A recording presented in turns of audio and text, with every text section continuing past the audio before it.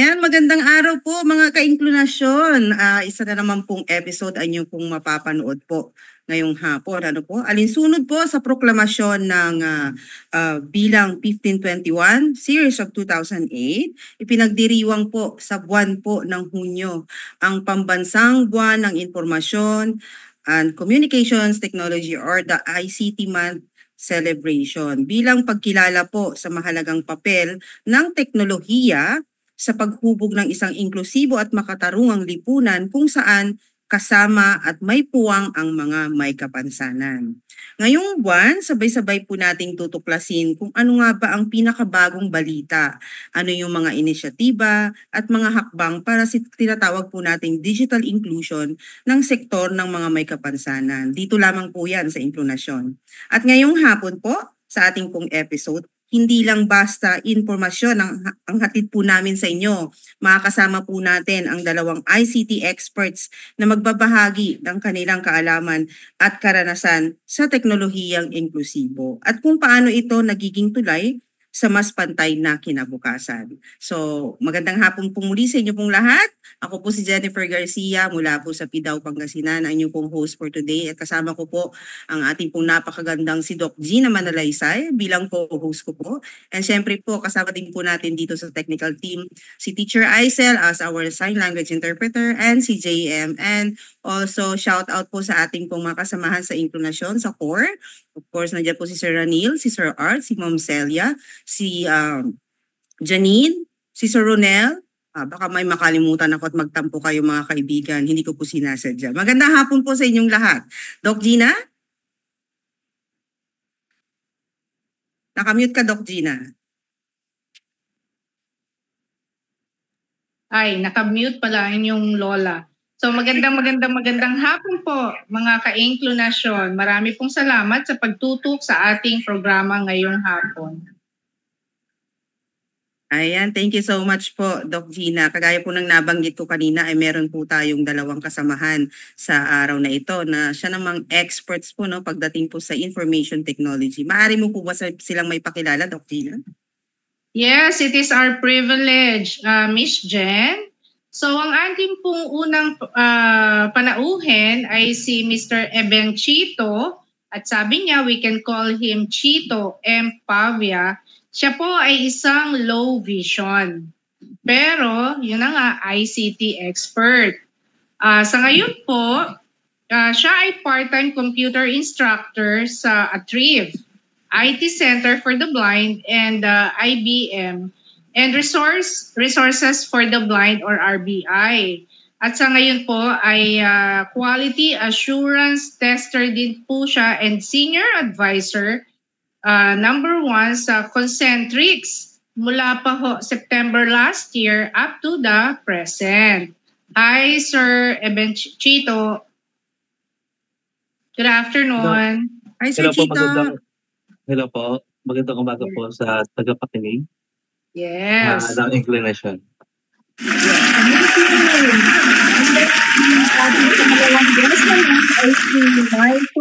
Ian Rabara. So, gwapong-gwapo din. At bata pang tingnan ha, considering his age. Pero hindi natin siya ibubuko. Information System Researcher po siya ng Department of Information and Communications Technology ng Region 1. At siya din po ang kasalukuyang cybersecurity focal ng DICT Region 1 din po. Magandang hapon, Mr. Rabara. Afternoon po sa inyo. Afternoon po. Yes, back to you, Jen, and thank you for gracing this afternoon's show. Ayan, so good afternoon po, Sir Michael and Sir Chito. So, how do we call you po? Sir Chito, okay lang po ba? Sir Chito ang tawag namin sa inyo. Yes, pa. And si Sir Michael po, Sir Michael Ian kasi yung name niyo. Sir Mike, anong gusto niyo itawag namin sa inyo, Sir Mike? Okay na po yan, Mike. Mike. Yes. Alright, thank you Sir Mike. Unang-una po kami po ay lubos pong nagpapasalamat po sa inyo pong pagpapaunlak sa amin pong paanyaya sa inyo no sa episode na ito. Actually, ang buwan ng Hunyo po ay hitik na hitik po sa mga celebrations. Iba-iba po yung ating pong mga magiging discussions no per episode for the month of June, but we decided na ang pinakaunang episode po to open the month of June ay syempre po yung tinatawag po nating ICT month celebration no, and this is in partnership with the Department of Information and Communications and Technology. At talaga naman po na pagdating po sa accessibility, kagapay din po natin ang ahensya na ito pagdating po sa tinatawag po natin na inclusive IT or information technology. Okay, sige po. Para po kay Sir Chito. Sir Chito, pakikwentuhan mo naman kami paano kayo, kasi po kayo po ay meron pong kalagayan na low vision, ano po? Pwede niyo po bang maibahagi po sa amin kung paano po ninyo na-acquire yung ganyang sitwasyon po, and ano po yung naging challenges sa inyo po nitong kalagayan na ito? Naging ako po yung naging persons with the vision since birth po. Kasi po ang parent ko po, pinanganak po niya ako ng ano na po, kumbaga menopausal baby na po. So talagang nagkaroon pa ng mga complication during my birth po. So kaya nagkaroon po ng complication yung aking paningin. Kaya po ako naging persons with low vision po. So ang mga challenges naman po is simula po namang pagkabata, talagang nakikita ko po na ako yung iba na sa mga pangkaraniwan or sa mga bata na talagang nakakita sila. Tapos ako po ay parang nahihirapan makakita ng mga malalayong bagay. And nung elementary po, talagang nahirapan din po ako sa aking pag-aaral dahil yung mga technology that time ay hindi pa talaga ganon na na-introduce.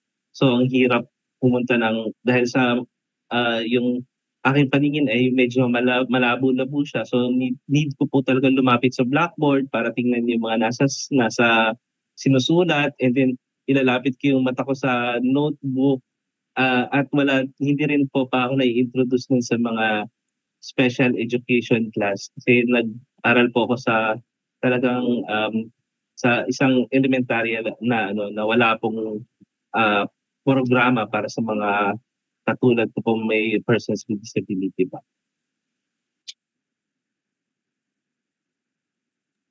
Okay, thank you for sharing, Sir Chito. Ano po? So, ibig sabihin po pala, sa umpisa pa lang talagang marami ng challenges na na-experience po ninyo, no? Due to your disability, yung impairment po ninyo. But nakaka-proud naman, sir, na ngayon po ay nakikita naman po na very productive po kayo despite po yung naging kalagayan po ninyo. Okay, thank you so much for that information po. Kay Sir Mike naman po tayo. Sir Mike, you are from the DICT, ano po? So, maaari niyo po bang maibahagi sa amin, lalo na sa ating mga taga-subaybay din, na kung ano po ba yung mandates po or function po ng DICT po?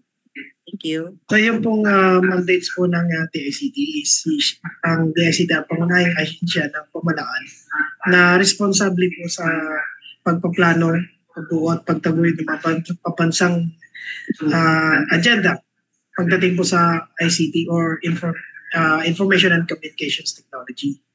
So ang DICT po ay nalikha o na-create sa ilalim ng Republic Act ng 10844 po. Bali, yun po yung mandate po. And then yung pong functions naman ng DICT or Department of Information and Communications Technology. So isa na po dito yung policy and planning. So formulating na and recommending national policies po, plans, programs, and guidelines ng development and utilization ng ICT. So to ensure the provision din ng of strategic and reliable and cost-efficient ICT infrastructure systems and resources. Bukod po doon, yung sa improved public access. So meron tayong free Wi-Fi. So yun yung mga program, isa yan sa mga programs and services ninyo, sir. Sir, ano pa? Pag pwedeng ma-share nyo na rin po yung mga programs and services po ninyo. So yung pong mga services po ng programs and services po ng DICT, nandiyan na po yung sa connectivity and infrastructure programs ng DICT, katulad po ng free Wi-Fi, yung National Broadband Plan, Yung free wifi po naman ay for public use, no? Yung isa to sa flagship program ng DICT na it aims to accelerate the internet accessibility for Filipinos. And ito po ay program na for public use po, no? Katulad ng mga public markets, Libre po yun. public schools, yes po, libre po yun.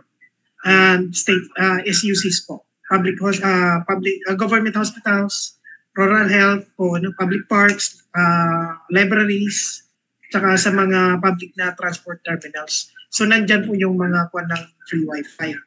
At yun naman pong GovNet na tinatawag, yun po ay for government agencies naman. Yun po yung pwedeng gamitin for operations use ng government agencies. At isa na po dito yung sa program or project ng DICT, yung e-GovNet tinatawag.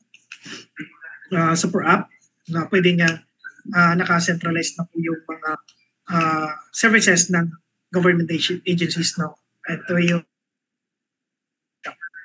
so meron din tayo isa din po yung program na para makatulong yung sa businesses, yung EBPLS, no? Isa po yun yung pwedeng gamitin ng mga LGUs na para mapabilis yung pag-ano ng mga business permits, no? Ng mga businesses po sa mga sakupan ng mga LGUs. At then yung mayroon din po tayo na tinatawag natin government web hosting, no, na pwedeng gamitin ng mga LGUs at saka ng mga government agencies ay secure and reliable web hosting for government agencies. Okay. Din Thank you for those information, Sir Michael. At saka yung digital literacy and capacity building. And capacity building. So more on trainings din, Opo. sir. Marami din po kayong libreng Yes. pa-trainings din po. Bagay Yes, talaga pong pinapatotohanan ko din po yan. Ano po, sapagkat ang DICT po ay katuwang ng maraming Persons with Disability Affairs offices, no, pagdating po sa ICT infrastructure. Before po kasi meron po kayong mga Tech for Ed facility na parang ano na nga po yung tawag ninyo sa mga Tech for Ed facility ngayon, sir? Ayan po yung Tech for Facilities na dati ay tawag ay Tech for Ed. Ngayon po yung tinatawag na nating Digital Transformation Center o yung Naging DTC. ano na siya, meron din Yan. kayong Digital Transformation Center at marami Yes. ding Yes, po. Person with Disability Affairs offices na meron po niyan, like dito po sa probinsya po ng Pangasinan. Okay, thank you Sir Mike, babalikan po namin kayo. Meanwhile, Doc Gina? Yes, Miss Jan, thank you. Ito naman pong question ay for Mr. Chito. So, nasabi niyo po na part-time computer instructor kayo sa Atrieve. So, paano po kayo napasok dito? At ano po ba ang Atrieve? At sino-sino ang mga kinikater na students nito? Okay po. Yung Atrieve stands for Adaptive Technology for Rehabilitation, Integration, and Empowerment of the Visually Impaired. So nagsimula po ako dito noong 2007 when I was enrolling in STI Cubao that time. And STI Cubao referred me to Atrieve kasi mas magandang kumbaga their partnership with STI kasi para before going to STI, kailangan need ng mga visually impaired na talagang may partial na. Handa doon sa mga technology like sa paggamit ng computer and sa paggamit ng screen reader. Kaya doon ko nakilala yung Atrieve and from there po, nag-aral po ako sa kanila ng computer using screen reader and doon na po nagsimula yung career ko as one of their first naging assistant trainer and then naging trainer po ako. And eventually, noong 2016, bumalik po ako sa kanila to be their part-time trainer. Tapos noong 2019, I become their regular staff wherein nag-lead po ako sa mga different projects ng Atrieve. And ayun po, doon na po nag-start yung career ko talaga as assistive as a computer instructor po. Okay, dugtungan ko lang. Mula noong 2007, paano mo maiko-compare ngayon yung dami ng estudyante? Yeah. Tapos yung enthusiasm, yung kumbaga yung ano natin, advocacy for those with visual impairments. Mm-hmm. So, noong 2007, talagang, or earlier time po sa team, talagang nakapokus po kami in terms of us using or teaching visually impaired persons with visual impairment na paggamit ng mga ng computer with the assistive tech na screen reader. But Okay. eventually yung Atrieve ay nag-expand dahil naniniwala po kami sa inclusivity or sa inclusion. So we're not just catering persons with visual impairment, but we also cater other disabilities. Like hindi na nag-focus sa computer technology itself dahil sa talagang naging malawak na yung teknolohiya, no? Nagkaroon po kami ng mga training for ito nga, yung basic computer skills para sa mga gustong matuto ng computer with assistive tech. And then nagkaroon kami ng mga training in preparation for employment. And nagkaroon din po kami ng training papunta naman po sa kanila if they want to have their own like business by using technology like yung aming digital business basic training wherein naka-center pa rin po siya sa ICT but papunta naman po sa entrepreneurship. So, talagang nakapag-focus kami in terms of education, employment, and also entrepreneurship. So, different facets po. So, isa na lang, Miss Jen. When you said other types of disability, yung mga may physical like naka-wheelchair, may na-cater na ba tayo with psychosocial, with intellectual?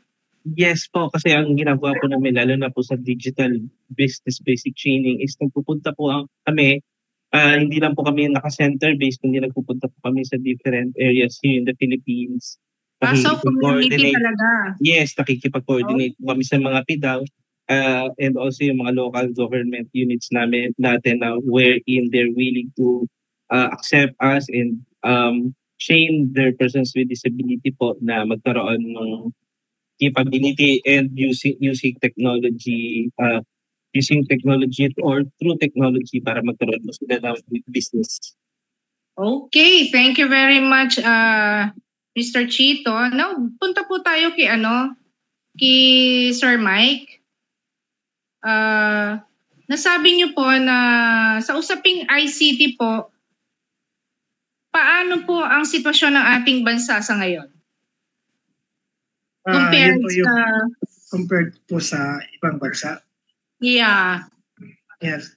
Mayroon po tayong sa yung tinatawag natin United Nations E-Participation Index. So, mayroon naman po tayong improvement pagdating sa digital governance. So, out of 193 countries evaluated, so yung Philippines is ranked 49th from 80th in 2022. So then meron din po tayo sa tinatawag na UN E-Government Development Index where yung Philippines is naka 730 spot from 89 po in 2022 din. And then yung meron din recent? Do we have? Wala pa po tayong recently. So yung naman po is yung Philippines naman po naka-achieve sa EGDI na score of 0.7621 exceeding yung global average po na 0.6382. So yun pong UN EGDI measures naman online service delivery, telecommunications, connectivity, and human capacity po. So yung hindi totoo yung nababalitaan naming mga laymen na isa tayo sa kulelat. In terms hindi naman po kasi mayroon tayong according sa data po from UN EGDI, mayroon naka-ranking po yan po tayo sa according sa data po ng UN EGDI. Meron ba tayong future programs para ma-improve pa ito lalo? Meron po. ano po tayo, pagdating po sa, ang namamahalan po dyan, yung isang bureau po ng DICT, so yung Digital Transformative Bureau po yun ng DICT, yung GTTB po. Okay. So in terms of how inclusive for now is yung ating ICT technology. Ano po? Like for the blind, for the low visions, how inclusive it is? Pagdating po naman po sa mga sa pagdating po diyan inaano din po yung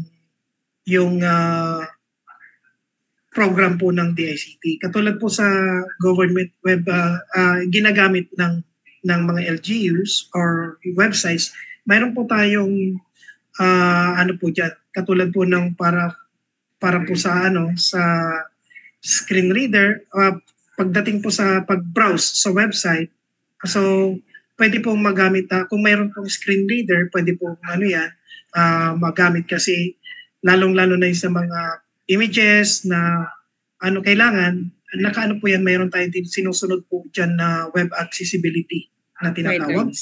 Okay, may Ms. guidelines Jan? po tayo dyan. May ginagat. Yeah, thank you. Tayo. Yes, thank you, Mike. Diba? Ay, idagdag ko lang doon, Doc Gina, kasi before, may nailabas na ang DICT na parang administrative order na making the websites, government websites, accessible using Accessible for, the WCAG, I think, or web accessibility guidelines. So, there are some LGUs na ginagamit na yun actually. So, siguro, parang sa DICT, mas malawakang advokasya pa para masunod talaga din yung guidelines nila. Yeah. Yes po. Thank you, Sir Mike, for that. Yeah, thank you so much po. Balikan ko si Sir Chito. Yan, ang ating pong expert na trainer. Yan. Sir Chito, I was a trainer din kasi dati sa AVRC, no? For yung basic computer literacy for the blind people. Yun, very challenging and rewarding, no? Na pag naturuan mo talaga, Doc Gina, din yung ating pong mga estudyante na blind, tas natuto talaga sila. Ang sarap sa pakiramdam. Anyway, just an ad-lib. Pero totoo po yun, based on my experience. Diba? So, Sir Chito, nararanasan nyo din po ba na kung minsan, di ba, ang mga kababayan natin tuwing nag-aayos po sila ng mga documents, paulit-ulit na nagsasubmit sila ng same requirements kahit halimbawa isang government office lang naman ang kinakausap nila. So, sorry, para pala ito kay Sir Mike. Sorry po, Sir Mike. Yung regarding po sa ease of doing business. So, kaya po bang i-centralize ng database na lang ang isang department o government para wala ng pamimeke na gagawin o laging na i-request na maraming copies like the PSK? Do you have idea about this? What is your thought about this po, Sir Michael? Yes, ma'am. Bali po, possible na at malaking tulong yung pagkakaroon ng centralized database sa loob ng isang government agency or ng government. So isa ito sa layunin ng digital transformation po ng serbisyo publiko ng ahensya. So para mapabilis at maiwasan yung paulit-ulit na proseso gaya ng paulit-ulit na pagsusumite ng para-parehong requirements. So kadalasan yan po yung nagiging hinaing ng mga kababayan natin na pagsusumite ng paulit-ulit na pagkuha ng pag-submit ng dokumento tulad ng PSA, yan po, valid IDs, NBI clearance, no? Diyan po yung papasok po yung tinatawag natin eGovApp. So diyan po yung sa eGovApp ay naka-centralized na po yung mobile application na inilunsad ng pamahalaan ng government para sa pagsamay ng iba't ibang digital services po ng government. Sa isang platform lang po.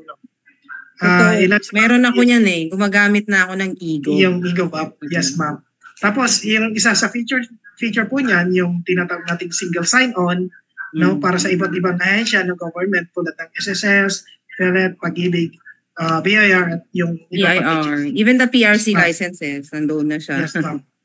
So, yun po yun. Yung isa sa mga na may centralized database po ang government natin. Yan. Thank you po. Thank you, Sir Mike. No, mga kababayan, gamitin niyo po yung e-gov. Malaking tulong po yun, no? Lalo din yung mga nagta-travel. Nandun na rin po yung e-travel na applications. Tapos, anywhere you are, you can access those information. So, no need na for your IDs. Minsan kaya nahanap natin yung mga IDs natin just to get pertinent information. But if you have an e-gov app, please download it and use it. And ang tip ko lang po, dapat synchronize po yung inyong email account na gagamitin and the mobile number. Yan. Thank you po, Sir Mike. Balik ako kay Sir Chito. Yun, nabanggit ko kanina, no, I was a trainer. So, bilang isang expert sa pagbibigay ng literacy sa mga blind persons, sir, naging mahirap ba sa mga students mo yung makasunod po sa mga instructions o yung usual na nahihirapan sila? So, ano yung strategy mo, sir, na para mag-enjoy sila, hindi sila matakot? Kasi before, no, may mga estudyante ako, sir, na parang hindi ko kayang gawin ito. But then, at the end of the day, pag talagang na-inspire mo din sila, they can do it, they can make it, 'di ba? So, ano yung strategy mo, sir, bilang isang expert po? Considering din na kumbaga yung sitwasyon mo, yung limitation mo ay kapareho po nila. Talagang mahirap po sa simula in terms of using the computer and also other assistive tech. Kasi talagang magsisimula ka dyan sa pinaka-basic eh. I-treat mo na yung estudyante ay talagang zero knowledge. So lalo na sa paggamit ng computer, talagang sobrang, pag nakita mo pa lang yung keyboard, makita mo na overwhelming na for persons with visual impairment, lalo na we're not really modifying the keyboard na magkaroon ng braille, no? Kasi we want our persons with disability na parang inclusive talaga, no? Kung ano yung ginagamit na keyboard ng mga sighted, we will be able to use it as well. So talagang siya, from start, keyboard familiarization. So talagang hirap niya na, no, isa-isa ilalagay mo yung mga daliri ng person visually impaired sa keys, and then from first line, second line, second row. Yung home row keys, ganyan. Until they'll be able to master it. Kasi dito magsimula yan lahat eh. Once they already master the keyboard kinetics, they will be able to navigate the different areas of their computer.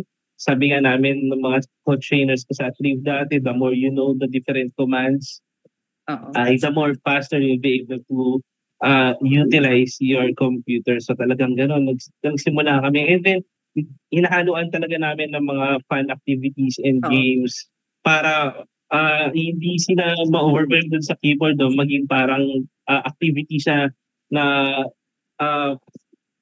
natututo sila, at the same time merong mga competition or merong mga pa-activity na hindi nila alam na unti-unti na rin pala nilang na-memorize yun. And also, ganoon din sa mga phones, yung assistive technology na ginagamit sa phone, na which is yung screen reader din po, pwede kasi rin siya sa phone. Talagang hirap na, ipapa-visualize mo kung ano yung nasa screen. Dapat double tapping and all. And also, we use tactiles, nung kami po yung nasa really? Tactiles? Yeah po, may pagkakataon po na kami talaga pa yung gumagawa ng mga tactiles for them to visualize kung ano po yung icons, kung ano po yung mga menu bar, yung mga ribbon, di ba, yung mga parts ng area ng software. Parang ako dati, ganyan-ganyan. Kailangan mo talaga iparamdam sa kanila kung ano yung itsura for them to really, adapt. Speaking of adaptation, sirs, di ba maraming mga applications na ginagamit in terms of yung para sa mga yung ICT for information technology for person with visual impairment. Ano po yung program or technology na parang mabilis silang mas nakaka-adapt? Aside from, of course, yung ginagamit po ninyo mga tactiles, yung mga visual aids na ginagamit po ninyo. Saan po mas mabilis na nakaka-adapt yung ating mga estudyante? Mostly nakaka-adapt sila talaga pag mga hands-on activities talaga, yung wherein sila mismo yung gagawa, or may pagkakataon na demonstration wherein i-demo nila sa harap ko ano yung mga natutunan nila. Yung makikita if they really understand or they really was able to perform the specific task. Kasi, di ba, usually pag sa ICT kasi mostly ng mga natin, yung ginagawa activity is processes. How to save, how to download, how to perform a specific task. Ganyan. So, ganun siya. So, yeah, ang ginagawa namin talaga is we will make sure na natututo sila ng mga processes at the end of the day na talaga magagamit nila in terms when they're working na or when they continuing their studies din po. Yeah. Actually, kung i-compared nga sa mga nakakakita na computer users, mas mabibilis kayo kasi shortcut key yung gamit ninyo, 'di ba? Yeah, yes po. Mas mabilis talaga kayo para sa akin kasi nung naging trainer ako ng computer din. Talagang inaral ko kung paano din gumamit ng computer nang walang monitor. Because the students will challenge you talaga. It would be unfair for them na ako na trainer, gumagamit ako ng monitor, tapos sila hindi. So yun, I'm very thankful din kasi with this job that I had, natuto din ako ng mga shortcut keys. So mas napapabilis yung trabaho.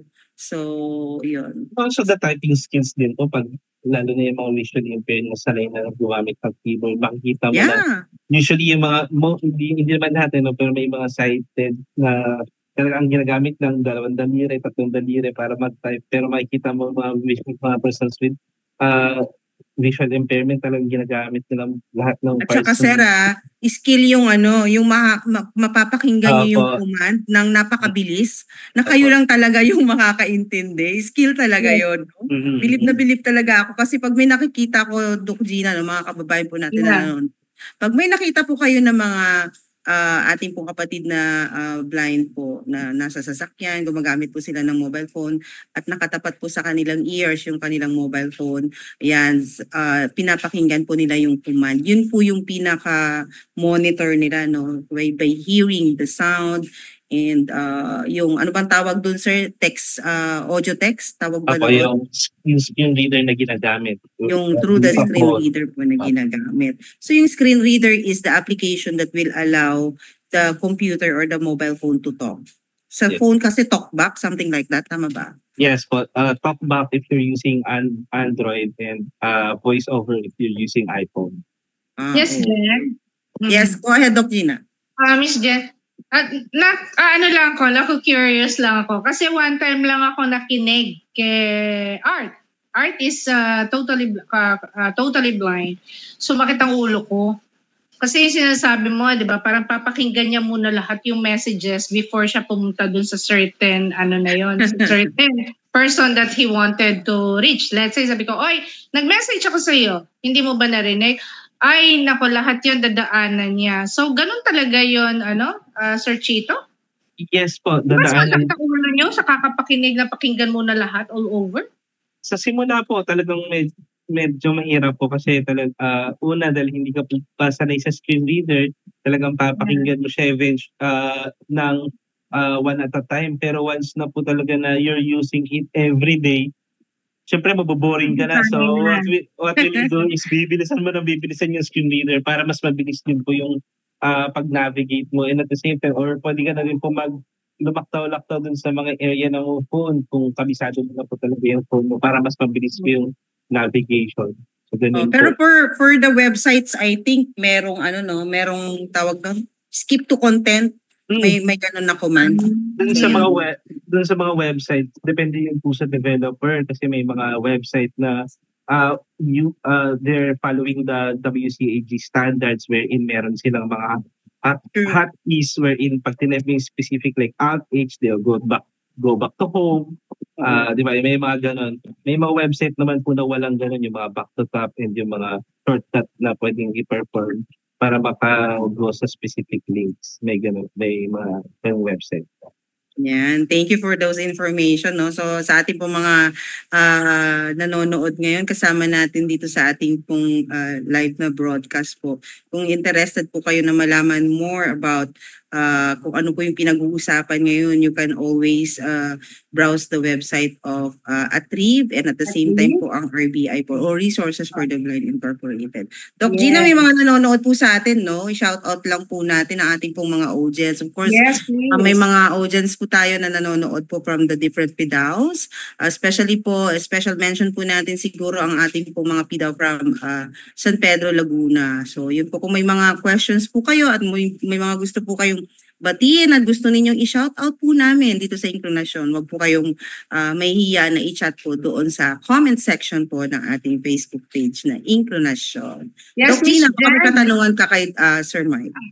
Before that, meron tayo si Mr. Anthony Dones watching from Northern Samar. Medyo malayo to, sis. So, hindi po natin sila maiisa-isa, pero kami ay taus-puso nagpapasalamat. Yes, to go back with Sir Mike. So, nasasakop po ba ninyo ang mga private telecommunications as well? So, may partnership po ba tayo sa kanila? Bali po, sa usapin po yan, hindi po directly na nasasakupan ng DICT ang mga telcos. Pero po, meron tayong attached agency na directly na nag-handle sa likod na attached agency ng DICT, at yun po yung yung National Telecommunications Commission, yung ETC po. Sila po yung directly may nag-oversee po sa mga telcos. Yun po yung isang sangay ng DICT na nag-handle po sa kanila. NTC, National Telecommunications. Yes po. Okay. Sila yung may direct link oversee sa kanila. Sila po, parang sila rin yung regulating body, tama po? Yes po. Doon Sila sa po yung mga nagre-regulate ng sa mga telcos. Oo, telcos. Yes So, for po. example, may mga value-added services sila, Doc Gina. The telcos should get the license sa kanila. Pero under po sila ng DICT. Under the Okay. umbrella po. Attached Yeah, agency. naitanong ko, thank you, Miss Jen. Naitanong ko kanina, di ba, yung terms ng accessibility for the blind. Paano po natin masisigurado na sila ay nakakasabay? Sa sa mga persons with disability. So, para po sa mga sample programs at projects ng DICT, pwede po silang mag-avail po ng digital literacy o yung skills training. So, yun naman pong pwede tayong mag-avail din po ng yung PKI digital signature. At isa po yung incoming po na ninyo sa June 13, yung IT challenge, no? Isa po sa program o project na pwedeng ma-avail po from DICT. And about naman po sa kung paano po makakasabay, no? Yun po isa po yung pagbibigay ng accessible na connection po through yung free wifi po natin. Yun po yung isang project po ng ulitin ko po ulit, yung digital literacy. At isa po yung cybersecurity awareness, no? So about sa digital security awareness naman po, tinatalakay po dyan yung cyber threats, paano maiwasan, no? Yung particular na safe na paggamit ng mga pag-connect po, no, sa online. Okay, Miss So, Jen, yun po. thank you very much, Sir Mike. Thank you po. Yun, susugan ko lang din yung nabanggit ni Sir Mike, no? Kasi po, siguro i-announce ko na rin po, for the courtesy na rin po ng National Council on Disability Affairs. Meron nga po silang National IT Challenge for Youth with Disabilities this coming June 23 to 27, and it will be held po yan mga kababayan sa Ramada Hotel. So ito po ay patimpalak para po sa mga youth with disabilities who are potentials po na maging expert po sa accessible ICT, and that is being organized by the National Council on Disability Affairs and the DICT po. So marami pong LGUs yung nagjo-join po dyan at ang mga nakakarating po si National ay yung mga nag-conduct din po ng tinatawag po nating Local IT Challenge for Youth with Disabilities. So congratulations po NCDA for that. I think that's also a part of their ICT Month celebration. And then yung mga nananalo po sa National Council, dun sa national level na competition, magpo-forward po sila dun po sa tinatawag na Global IT Challenge for Youth with Disabilities, which will be held in Korea in October this year, I think. August or October, something like that. So yun, ilang patalastas lang po yun, Doc Gina. Yes. But anyway, so sige po, balikan po natin siguro po si Sir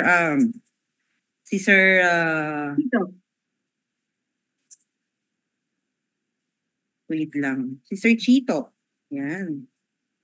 Sir Chito, with regards dun sa mga estudyante po ninyo, pag natatapos po sila sa kanilang course, meron po ba kayong parang dun sa Atrib, meron din po kayong placement services na kung saan meron tinatap or nire-refer natin sila for possible employment na nagmamatch po doon sa skills na na-acquire po nila sa Atrib?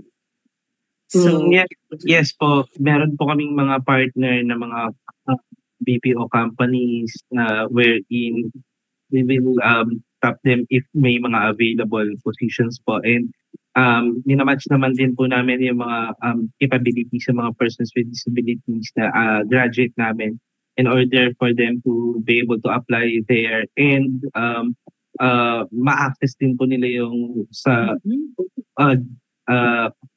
work-related mga like yung pag-apply, yung process ng application at yung kung ano po ba yung dadatnan nila doon once they're working. Kasi aside from our training, gawain din po namin sa Atrib wherein we're auditing also yung mga processes ng mga companies. Kasi importante no na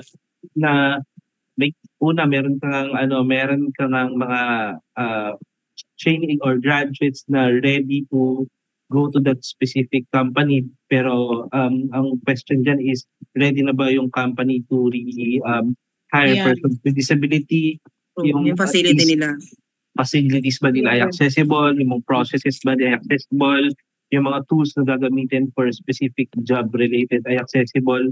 So, tinetest din po namin yon, and eventually once we found out na yung company are ready and yung applicants din po namin ay ready, dadaan sila sa regular process. Yung regular process ng pag-apply ng isang applicant papunta sa employer. So, ganun. Hindi po kami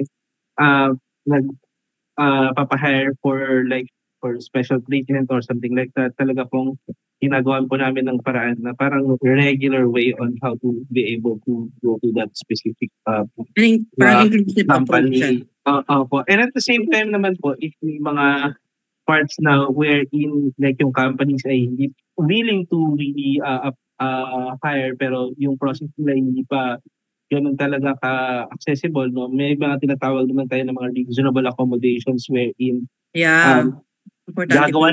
gagawa ng ibang way in order to do a specific job or task, pero hindi mako-compromise yung process din ng company same time.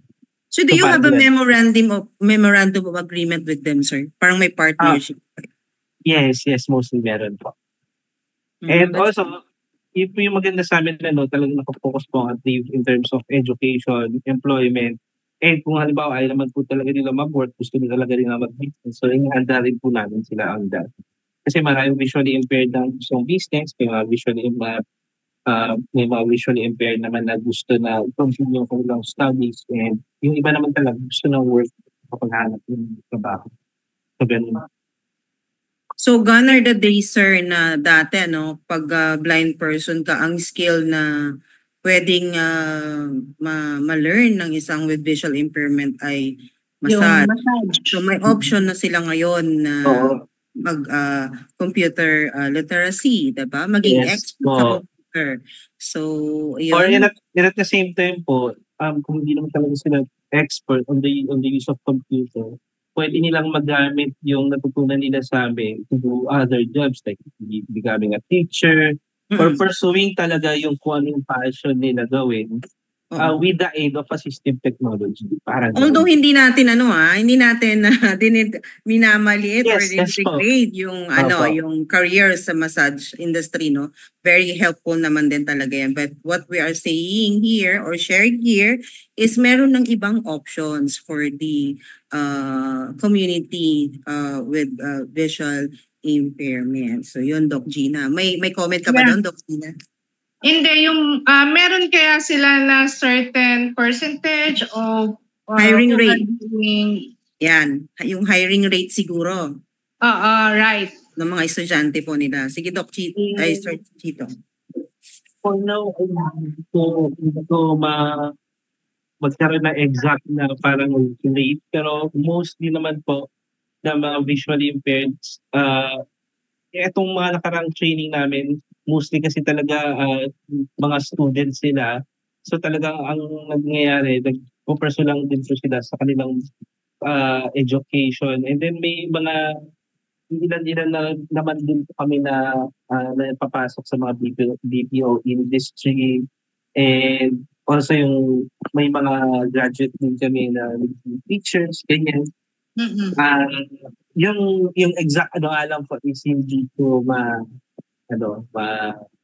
ma-accurately say. Pero naman po, siguro higher than 50% na rin po or 50% ng estudyante rin po namin ay talagang nagkakaroon sila ng not necessarily na or higher pa nga I think kasi nagkakaroon sila ng opportunity because they are learning this assistive technology or yung mga technology na pwede talaga nilang magamit sa career path na gusto nilang puntahan.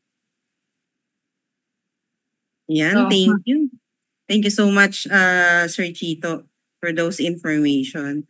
Sir, additional lang, isang lang. Kung halimbawa lang may estudyante, hindi nyo naman siya naging estudyante, pero based on, halimbawa in-assess ninyo, nag-ask siya ng help na kung pwede nyo siyang ipasok. Possible yun. Hindi nyo siya graduate, pero nagpaparefer lang siya for employment, for example.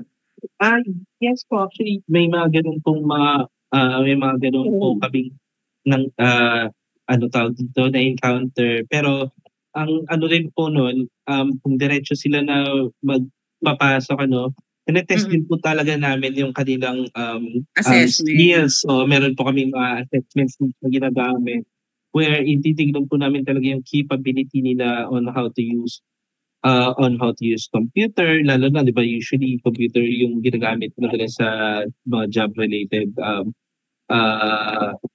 na pinag-a-applyan. So talagang tinetest po namin. If not po, if halimbawa may mga need po sila na kailangan i-improve, so nilalagay po namin sila sa mga programs namin wherein doon na lang po sila mag-take ng training wherein kung saan nila kailangan mag-improve. May mga ganun po kami programs. Okay, thank you. Doc Gina, may additional ka? Yes, Sir Mike, yes. At saka konti na lang ating oras, so kung po pwede. Oo nga, bilis. Ang exciting niya, kasi ako jolog sa computer. All I know is to do PowerPoint presentation. Alam mo yon, yung it's Word, okay. And then yan siya sa PDF, and then that's it. So anyways, yung sa cyber security po natin, Sir Mike, paano po may iwasan ng scamming at sino po ang mga ka-partners natin dito? Yeah, usong-uso yan. Yes, oo nga po eh. Bali po yung isa po sa ginagampanan ng DICT o ng agency sa consumer protection. Consumer. Yes po. Lalo na pagdating kinalaman sa ICT, ayon sa Republic Act 10844 na create sa DICT ito po ay isa sa mandato ay ang siguraduhin at protektahan ang karapatan ng kapakanan ng consumer at mga gumagamit ng negosyo sa privacy, seguridad at sa confidentiality na sa mga usaping may kinalaman sa ICT. So, mga pangunahing paraan ng DICT para sa consumer protection po is to strengthen po yung cybersecurity measures. Isa na po dyan sa nakapaloob po sa tinatawag nating National Cybersecurity Plan 2023-2028. So ito po ay yung NCSP, ito po yung roadmap ng DICT para palakasin ang depensa ng Pilipinas laban sa cyber threats. Sa pamamagitan po nito, pinoprotektahan po ang mga consumer mula sa online scam o yung tinatawag nating fraud. So kasama rito ang text scams, phishing at iba pang uri ng panloloko online. Isa na po dito yung tinatawag nating data breaches. Nakapanood din po sa National Cybersecurity Plan is yung data breaches. Nilalayo ng DICT na protektahan ang personal na impormasyon ng mga mamimili na nasa digital platforms at system. So yun po. So para naman po sa para ma-educate naman po yung public, so nagkakandak po tayo ng awareness campaigns, at ito po ay patuloy na ang DICT sa paglulunsad ng mga kampanya at programa upang maging aware ang publiko tungkol sa panganib online at kung paano protektahan ang kanilang sarili at maiwasan po na sila ay ma-scam. So yun po. At yun po yung isa po sa mga hakbang na ginagawa ng DICT para sa consumer protection. Okay. So, Nakamute ka, Doc yes. Gina.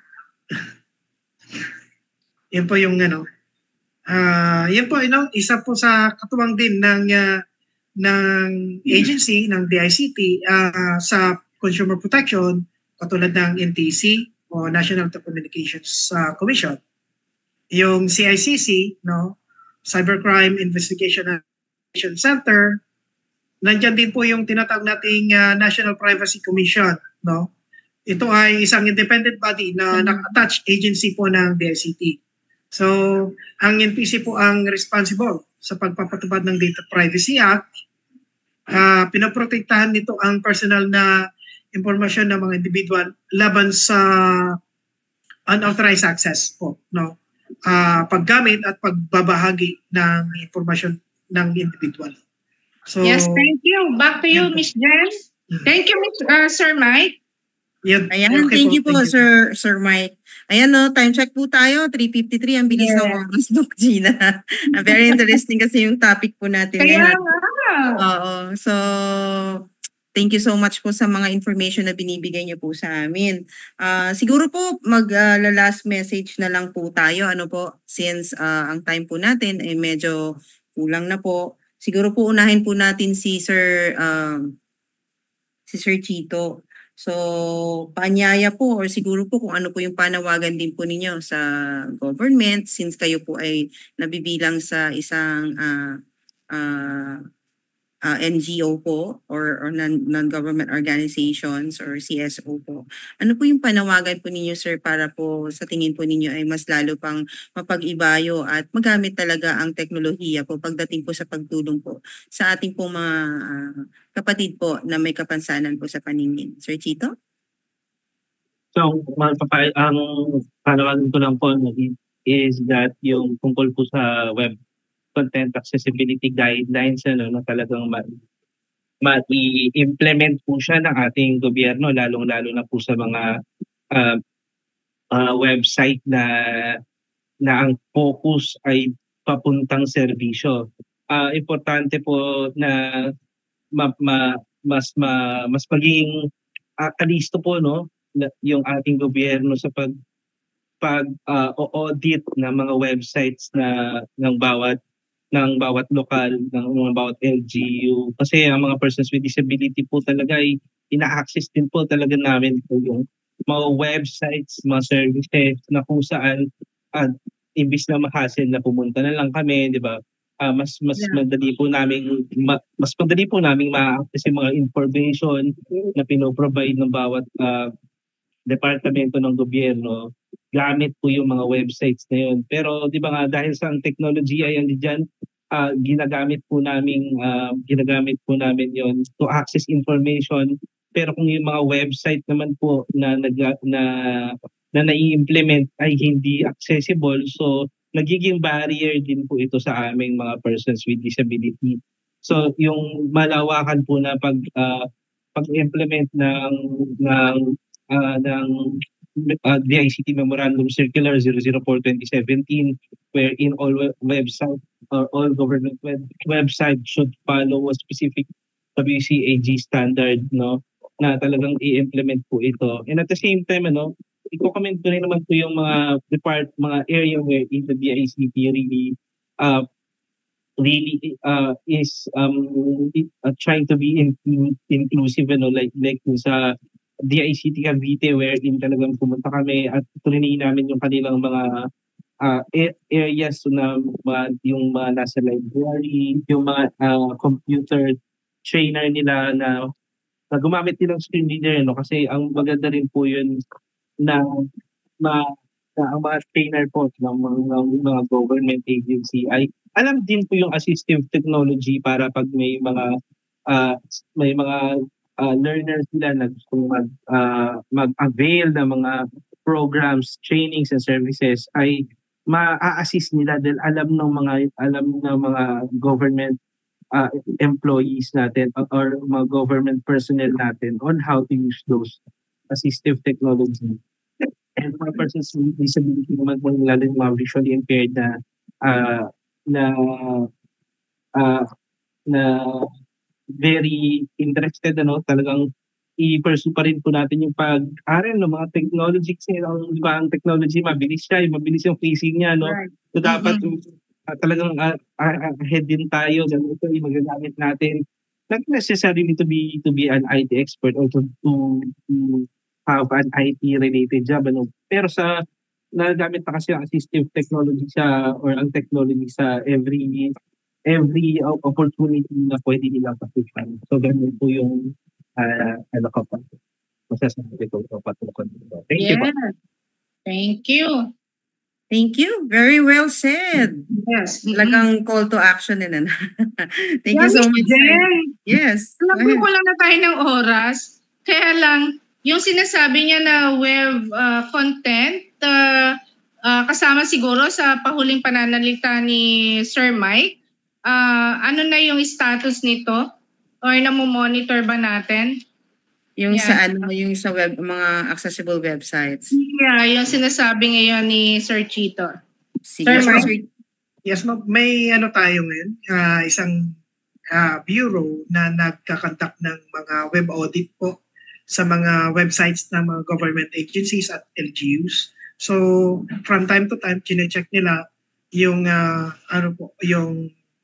websites po ng mga government agencies at for kung compliant po sa web accessibility. Yun po yun. Yung meron po tayo niyan. From time to time, any percentage? As of now po, wala po akong data about sa mga websites na po dito sa natin Region 1 or sa probably ibang kasi regions. may division sila na in charge doon. Yeah. So, siguro yung pa-follow up na lang namin, Sir Mike. Yes. Sige po. Okay, Miss Jen. Thank you. Thank you, Sir Mike. Ang inyo pong paanyaya po. At kung meron po kayong mga programa sa buwan ng Hunyo po, paki-announce na rin po. And thank you so much po sa inyo pong pagdalo po dito po. And yun nga po, gaya po ng nasabi ko, maraming salamat po. Alam po namin na may mga efforts na ginagawa po ang ating gobyerno pagdating po sa digitalization, inclusive digitalization. Sana po ay maging kapartner pa rin po namin kayo palagi. And nandito rin ang sektor, marami rin po kaming maitutulong pagdating po sa digital inclusion na tinatawag po. Sir Mike, yes, ang inyong huling mensahe po. Thank you po. Yes po. For this National ICT Month, June 2025, mayroon kaming mga activities, no? May online, may face-to-face, ipinapost po yan sa Facebook page po ng DICT Region 1. So, paki-check na lang po doon sa yung mga schedules po ng mga activities, lalong-lalo na po yung online na webinars, nakapost po yung time at saka yung dates kung kailan po ika-conduct. And then for pwede pwede po kayo mag-avail ng mga trainings po namin. So yun po, mag-letter lang po kayo sa DICT Region 1. Yes, Doc Gina, pagdating po sa mga digital trainings, marami po yan ang DICT. Okay. Additional, Doc Gina, meron pa ba? Wala na tayong oras eh. Meron pa talaga. Ang bilis, ayan 4 o'clock na. Sa Gcash. Anyways, mamaya na lang pag-usapan natin, Sir Mike, please. Yes po, yes. Okay. Ayan. Again, thank you so much po sa ating pong dalawang panauhin, mga experts po sa pagdating po sa ICT, Digital ICT and Inclusive Digital ICT na tinatawag po natin. Maraming salamat po sa inyong pagsama po sa amin ngayong hapon at bilang panghuli po, meron po lang po kami mga announcement po para po sa inyong kaalaman. JM?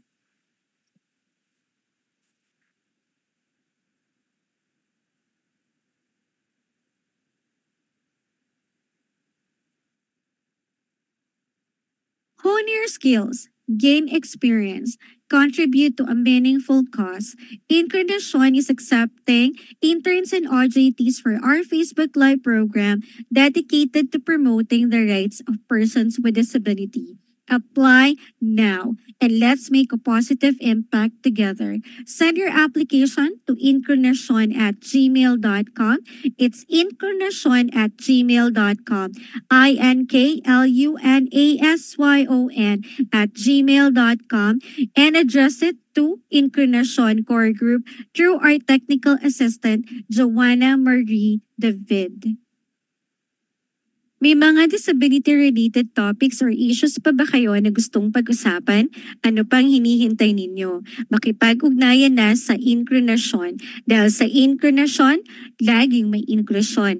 Ipadala ang inyong reaksyon, komento, rekomendasyon, or suhesyon sa aming email address incarnacion@gmail.com incarnacion@gmail.com INKLUNASYON@gmail.com and address it to our Incarnacion Core Group through our Technical Director, Ina Figueroa.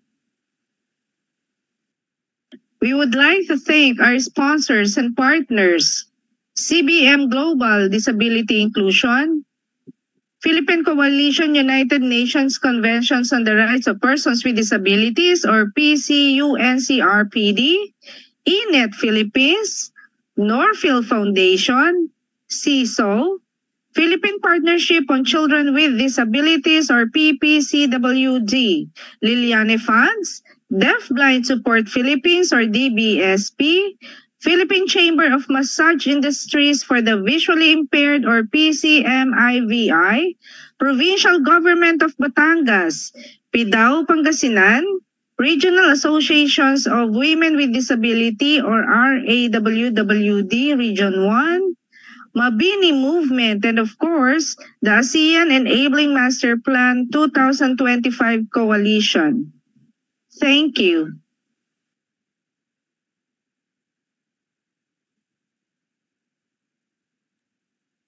Ayan, at dyan po nagtatapos ang isa na namang makabuluhang episode ng Inklunasyon. Maraming salamat po sa inyong lahat and of course sa ating pong ICT experts sa pagbabahagi po ng inyong kaalaman kung paano natin magagamit ang teknolohiya para maisulong po ang karapatan, partisipasyon at dignidad ng mga taong may kapansanan. Ngunit tandaan po nating lahat po tayo ay may responsibilidad sa pagtataguyod ng tinatawag po nating digital inclusion.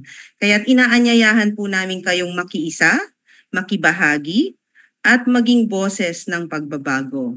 Ibahagi po natin ang episode na ito, i-like po natin, at suportahan din natin ang ating mga advokasya. At siguraduhin walang maiiwan sa digital na mundo.